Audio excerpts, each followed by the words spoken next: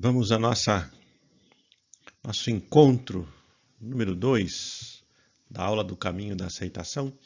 Falei brevemente com você, recuperando o pensamento de Carl Rogers sobre o que é a plenitude da vida, uma vida plena, e procurei aos poucos apontar em alguns aspectos como a aceitação e a vida plena são condições complementares.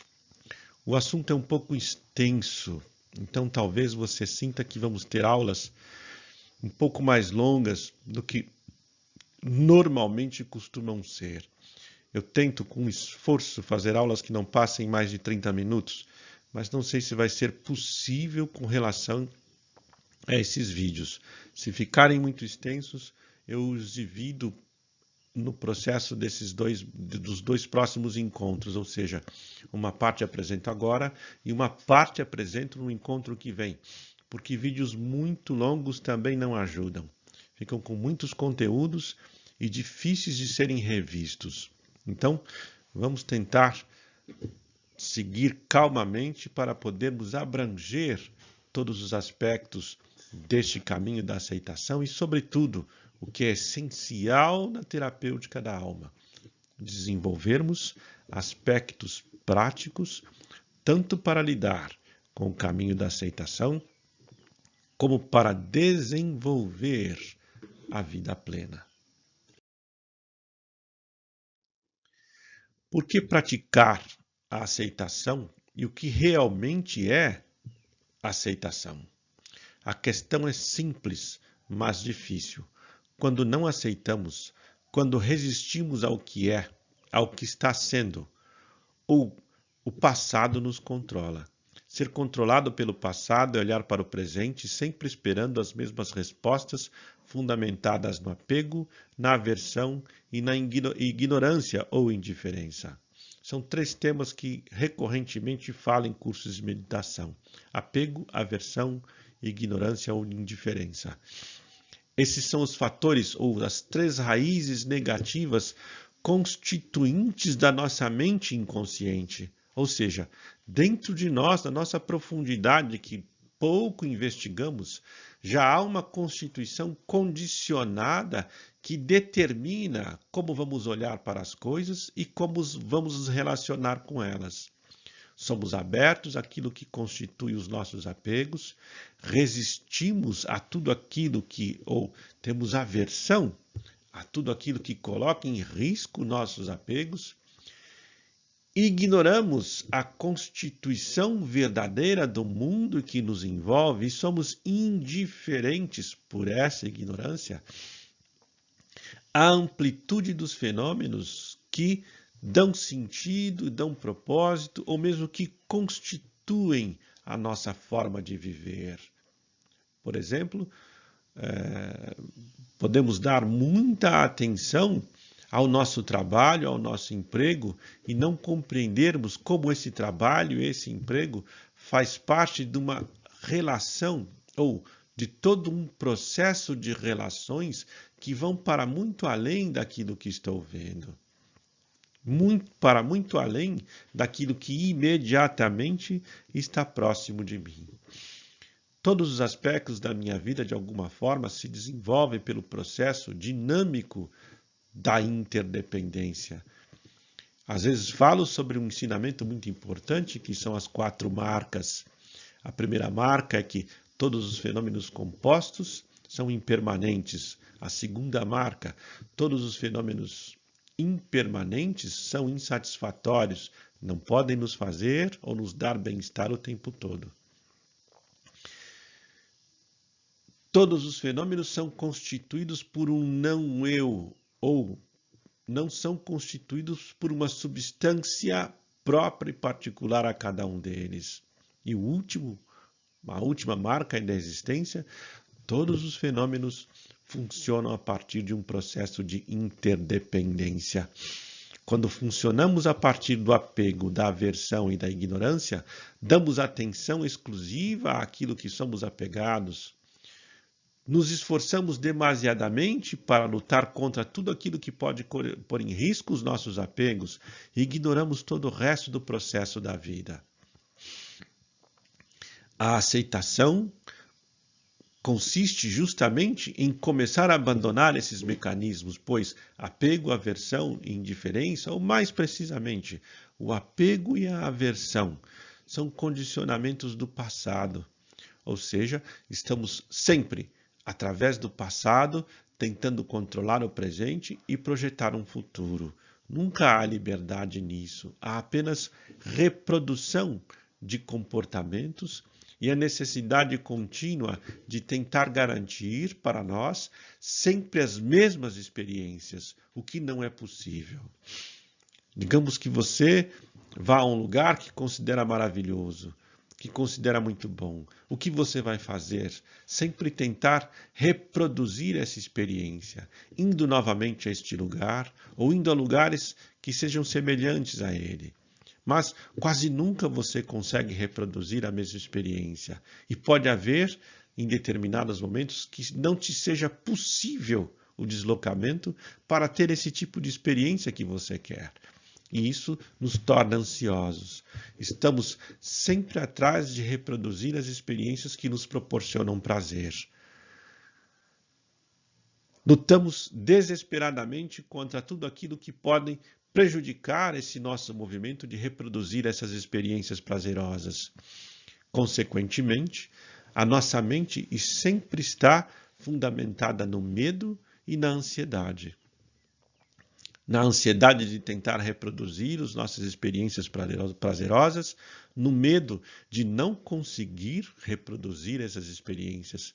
E, consequentemente, a partir deste medo e da ansiedade, a raiva pode surgir como subproduto.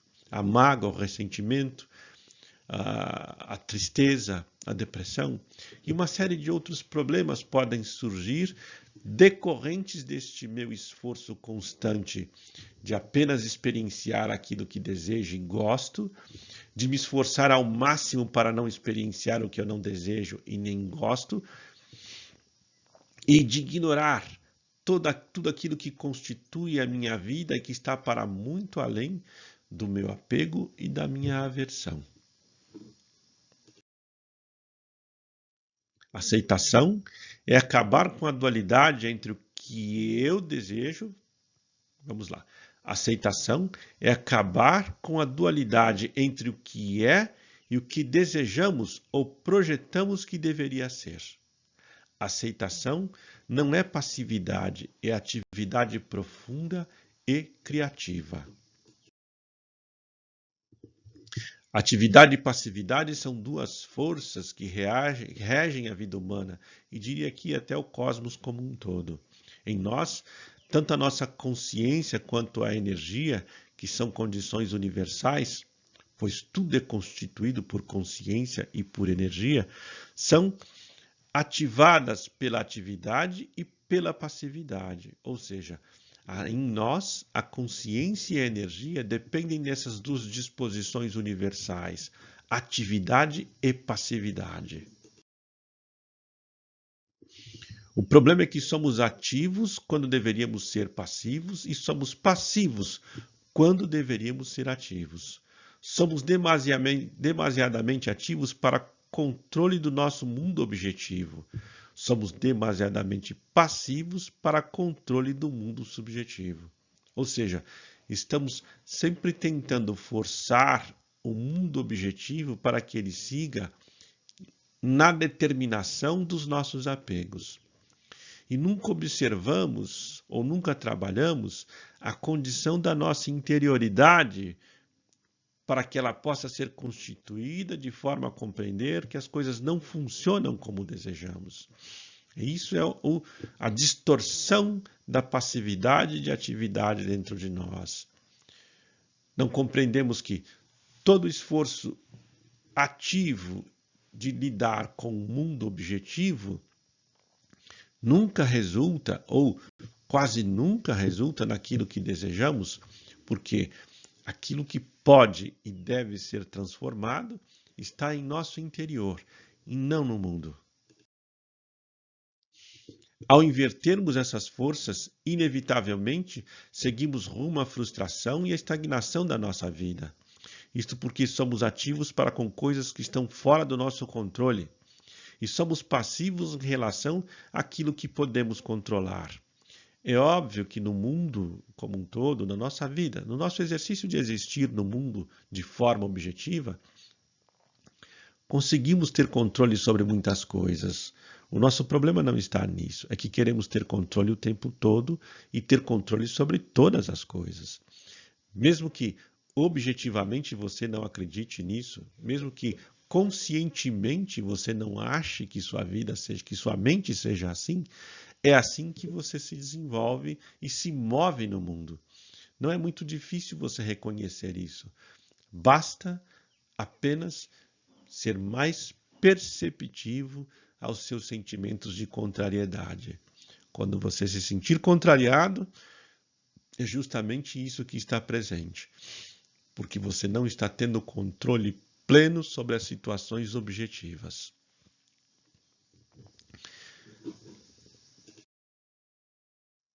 Os antigos estoicos tinham um exercício espiritual que ainda é muito útil na atualidade. Esse exercício é mediado por um princípio estoico que diz: concentre-se no que pode controlar, aceite o que não pode. Concentre-se no que pode controlar, aceite o que não pode. Dito de uma outra maneira, seja ativo em relação ao que você pode controlar, seja passivo em relação ao que você não pode. O que podemos controlar? Todos os aspectos, ou uma boa parte dos aspectos da nossa subjetividade, daquilo que está constituído na nossa mente. Talvez você diga, não tenho controle sobre a minha mente. E eu vou concordar com você. Mas você pode trabalhar, se desenvolver, meditar, se exercitar de forma a ter mais controle sobre suas condições interiores. E esse exercício, todo esse esforço, ter resultados, diferente com relação ao mundo objetivo. Que por mais que você se esforce, por mais que você lute, você nunca conquista exatamente aquilo que deseja. E muitos, ou aqueles que conquistam esse controle, cedo ou tarde percebem que, por terem controle quase que pleno sobre tudo que está em torno deles, a sua vida não é melhor. Em geral, a sua vida talvez até seja pior, mais vazia, menos significativa, muito ou excessivamente protegida das condições exteriores e dos outros. São pessoas que vivem sempre na desconfiança, no medo, na luta e no controle possessivo sobre os outros. Os estoicos davam esse pequeno exercício espiritual.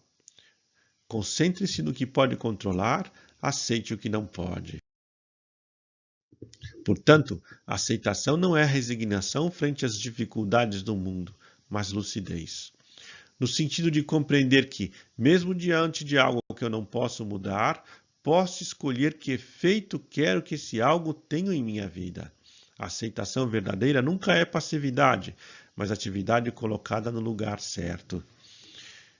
Posso trabalhar para modificar as condições da minha mente e ter resultados sobre isso.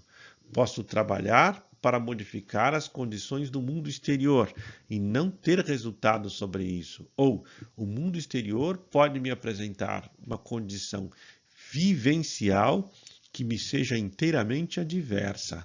Ainda assim, diante dessa experiência, eu sou livre para escolher o que quero que isso faça dentro de mim. Como quero que isso se represente dentro de mim. Já contei aqui várias vezes a história de Viktor Frankl, que passou por, se eu não me engano, 3 campos de concentração. E diante dessa experiência, que com toda certeza se constituiu como uma das experiências mais próximas do horror e da escuridão da humanidade, Frankl ainda foi capaz de uma resposta positiva, de uma resposta fundamentada no amor, de uma resposta fundamentada na coragem, de aceitar a diversidade, de acolher aquela diversidade e não sucumbir a ela. Ao contrário, se fortalecer.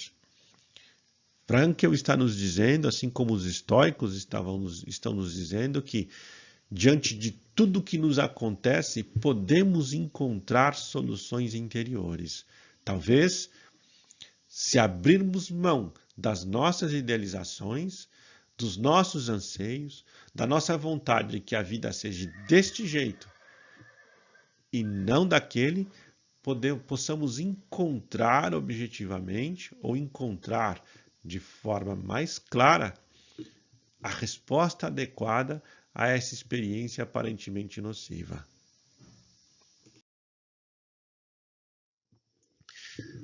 Sobre a dicotomia estoica, o filósofo ítalo-liberiano Massimo Pugliatti escreveu: este é principalmente o poder do estoicismo, a internalização da verdade básica que podemos controlar o nosso comportamento, mas não os seus resultados, e muito menos os resultados dos comportamentos de outras pessoas, o que leva à aceitação tranquila do que acontece, assegurando o conhecimento de que nós fizemos o melhor, tendo em conta as circunstâncias. Muitas vezes, agimos num determinado sentido. Agimos tendo um desejo de realização. Cabe a nós agir nesse mundo. Cabe a cada um de nós a ação para uma vida melhor ou para a realização dos nossos desejos. Mas não nos cabe os resultados. A partir do momento que as nossas ações entram em contato ou no exercício do mundo objetivo, elas estão sujeitas a uma inter-relação de infindáveis outros fenômenos, de infindáveis outras ações, a uma constante interação com o desejo e a realização e os movimentos do mundo à nossa volta. Não nos é possível determinar exatamente qual a ação vai sempre produzir o resultado que desejamos. Muitas e muitas vezes a nossa experiência direta nos mostra isso. Embora tenhamos feito o melhor, o resultado que obtivemos não é o que desejamos. Na plenitude da vida e na aceitação, eu uso esse resultado como ponte de reflexão, transformação e ação interior e exterior. Abandono a idealização. Consequentemente, não estou sujeito à frustração. Se diante do que acontece há resistência, ao invés de eu encontrar meios de lidar com o que acontece, eu apenas vou mais e mais me afundando na frustração, na impotência, na raiva, na tristeza ou na ansiedade. A aceitação é o que me liberta de todas essas condições nocivas da minha mente diante de tudo que pode me acontecer. Não quero viver isso. Não suporto. Não aceito.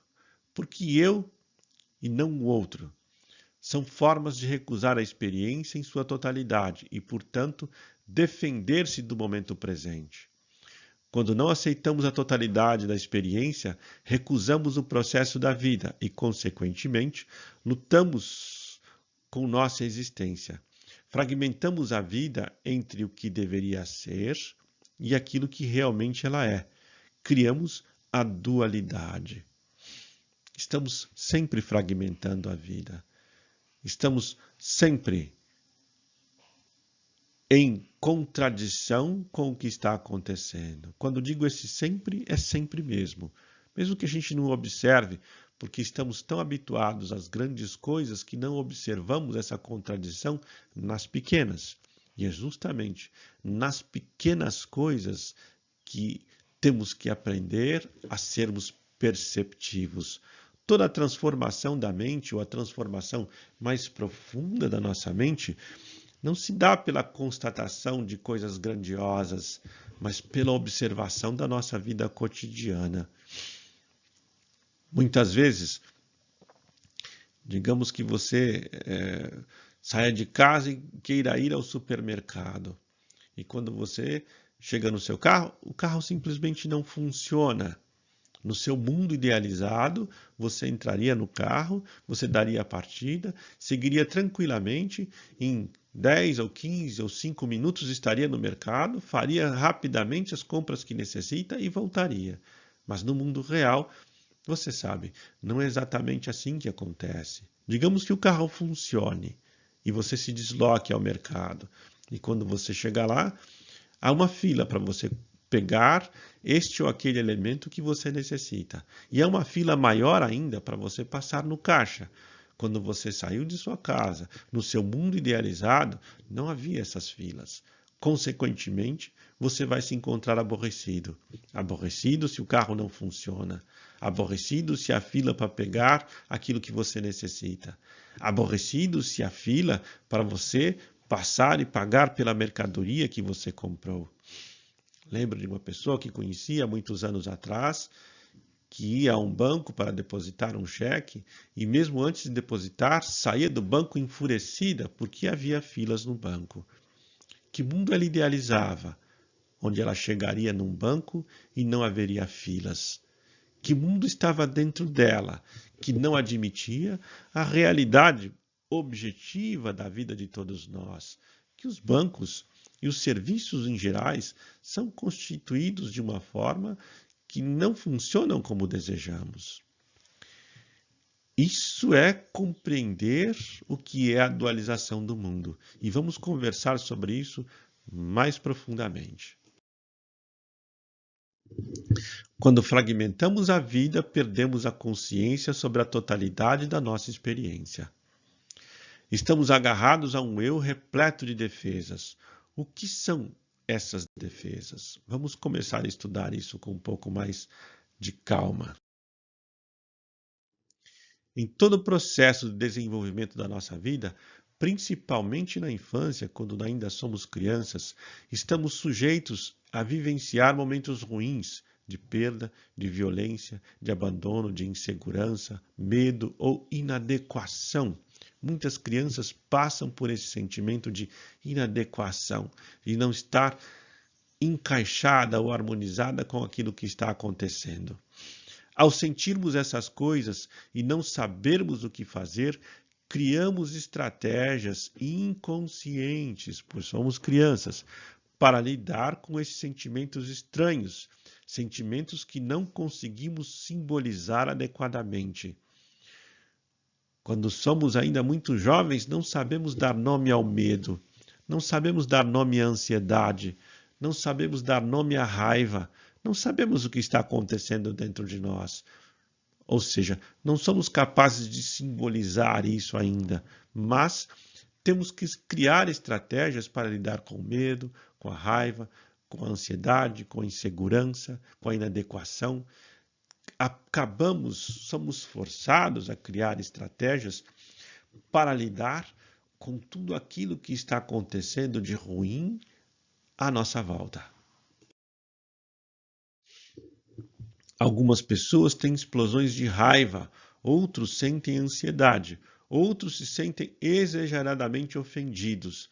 Esses são os efeitos de não sabermos, quando criança, como lidar com aquilo que estava acontecendo.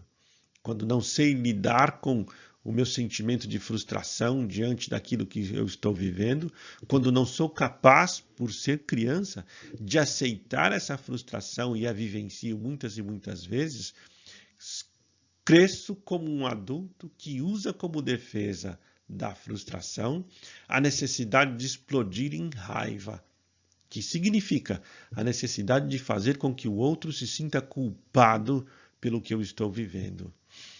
Quando sinto ansiedade diante do que está acontecendo, retorno ao mecanismo da criança que, diante da sua impotência, da grandiosidade do mundo e da sua incapacidade de compreender o que estava acontecendo, se torna ansiosa. Passa a funcionar no desespero e na necessidade de que as coisas aconteçam de uma determinada forma, pressentindo que isso não vai ocorrer. Essa ansiedade também surge como um mecanismo de defesa. Outros se sentem exageradamente ofendidos por terem se sentido muitas e muitas vezes inadequados quando criança. Quando alguém lhes diz algo que para muitos seria uma bobagem desinteressante, para eles se torna uma questão de honra. Você não pode dizer isso para mim, você não pode me chamar desta maneira, eu não admito ser tratado deste jeito. Então a empáfia nos coloca diante do outro e do mundo, passamos a lutar e resistir com agressividade àquilo que está acontecendo. O que isso significa? Que devo aceitar as ofensas? Que devo aceitar ser humilhado, achincalhado ou coisa parecida? Não. Que não devo responder a isso reativamente. Devo responder a isso com clareza mental. Essa é a questão mais importante. A aceitação, como já disse, não é passividade. A aceitação é atividade criativa. De qualquer forma, continuando, também podemos sentir rejeição ou impotência diante do que está acontecendo. Aquelas pessoas que muitas e muitas vezes passam por momentos de depressão, pois não sabem o que fazer diante de um mundo ou de uma condição de vida que não satisfaz nunca os seus desejos ou não satisfaz um desejo profundo que nunca se realiza. Experimentamos também isso quando criança. E a depressão surge como um mecanismo para nos defender dessa condição. Nos defender no sentido de quê? De não irmos ao encontro do que está acontecendo, de não acolhermos inteiramente o problema e passar a pensar sobre ele. Nós resistimos, nós lutamos com nossa raiva, lutamos através da nossa ansiedade, lutamos através da nossa depressão, lutamos através do nosso orgulho e da nossa empáfia, para que as coisas não sejam como elas são, mas como idealizamos. De qualquer forma, estaremos colorindo o que estamos experimentando no presente com conteúdos do nosso inconsciente que se referem ao passado. Os mecanismos de defesa que usamos hoje se constituíram na nossa infância e às vezes até na nossa adolescência. Mas nós não os abandonamos quando já somos adultos.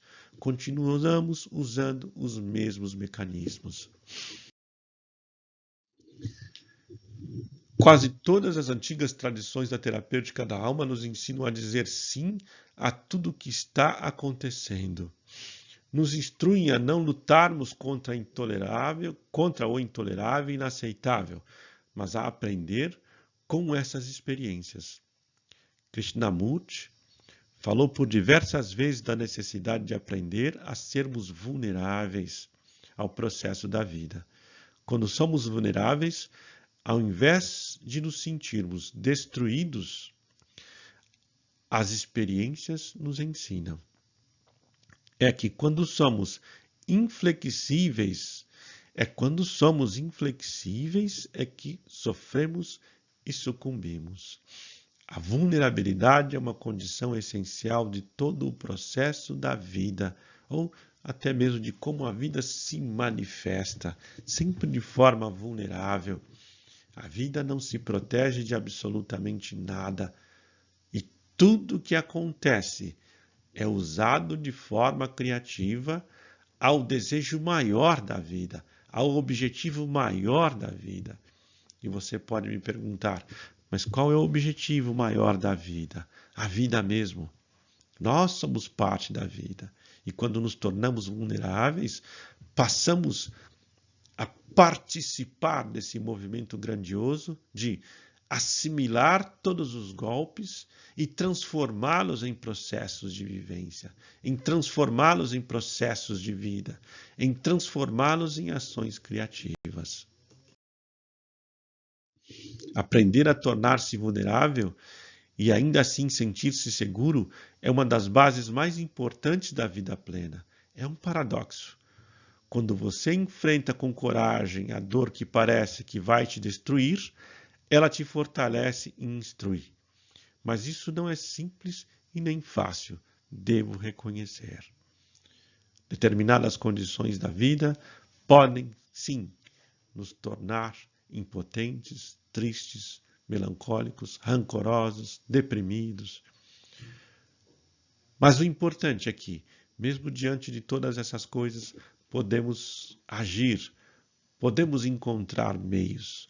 Se guardarmos no fundo da nossa alma a necessidade de aprendermos a lidar, sermos ativos com relação à nossa interioridade e sermos mais passivos com relação à nossa exterioridade, ao mundo objetivo. Importante entender, ser ativo com o interior e ser passivo com o exterior não significa ser inteiramente passivo com o interior, inteiramente ativo com o interior, mas perceber qual a carga maior. Tenho que ser ativo com relação às condições exteriores para a constituição da minha própria vida. Mas tenho que abrir mão daquilo que não tenho controle. Tenho que ser ativo com relação às minhas condições anteriores, mas tenho que ser passivo com relação à verdade daquilo que sou. Tenho que acolher aquilo que sou, pois só esse acolhimento, só quando me abraço por inteiro é que posso realmente me transformar. É um paradoxo colocado por Rogers. Quando aceito inteiramente aquilo que sou, então, estranhamente, me transformo.